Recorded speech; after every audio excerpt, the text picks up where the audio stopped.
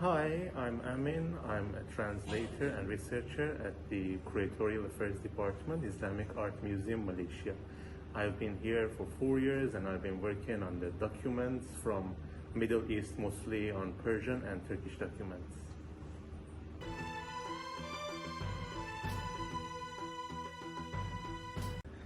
So today we are working on the Futuh Al-Haramayn by Muhyiddin Lari, which was written during late 14th century, early 15th century, and it was completed in India.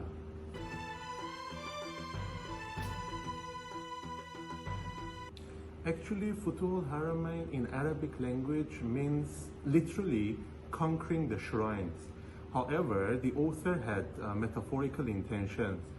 I believe he wanted to open up the Hajj pilgrimage for all the Muslims, especially those who haven't been or haven't performed it, so they could be more familiar with the process of the pilgrimage.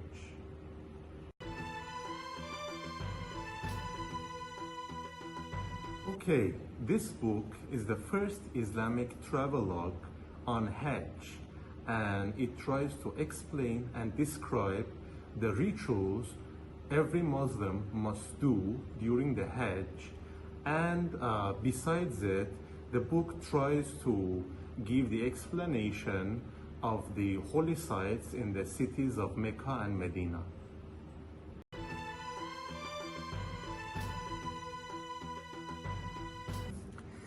Okay, first of all, as I said, this is the first travelogue about the Hajj rituals, which has to be done by each Muslim during their lifetime.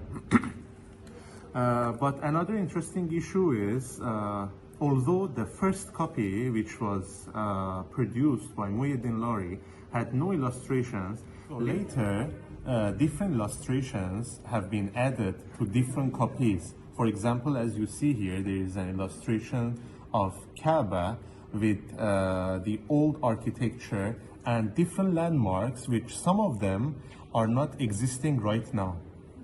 Okay, for example, in the other manuscript which we have, you see the 7 minarets which were completed during the Sultan Suleiman Magnificent, as well as the Qubbatul Farrashin and Qubbatul Abbas, Abbas Dome and Farrashin Dome, which these two are not existing right now, but you see in the illustrations.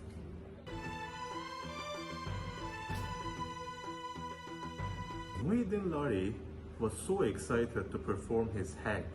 After he returned from Hajj to his hometown, he started writing about his experience, plus included the du'as and the prayers that he was reciting during his pilgrimage.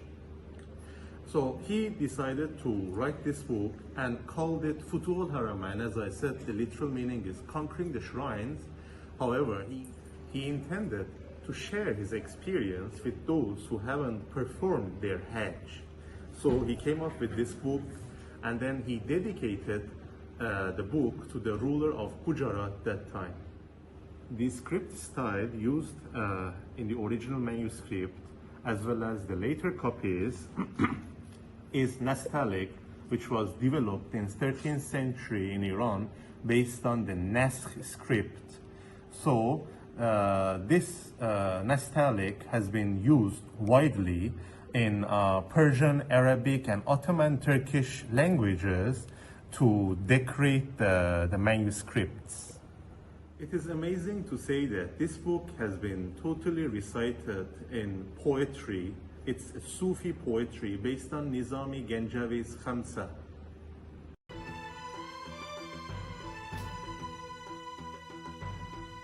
Islamic Arts Museum Malaysia is one of the biggest custodians of Islamic art in the world.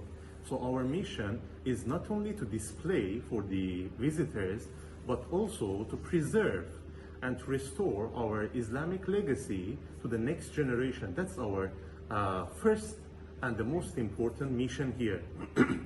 So like the other artifacts, we received this manuscript to preserve and keep it in order to introduce it to the next generation Muslims and non-Muslims around the world.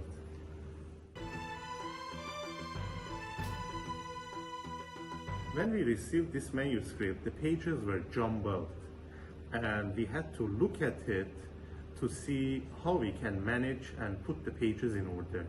Basically, every artifact, not only this book, but also every artifact carries different history since the time that they were produced.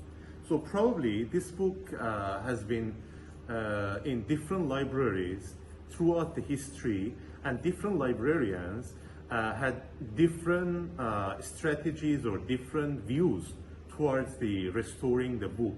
So that can be the reason why the book pages were jumbled when we received it.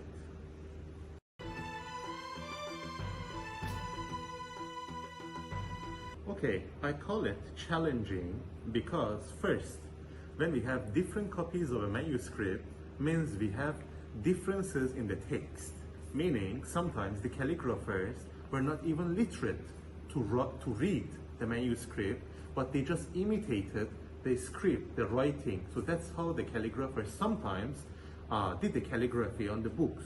So as a result, we have different texts, different words. However, we had to sit down and read the poems, the lines, one by one, and try to match with the two references that we had in order to put the pages and arrange the pages in order.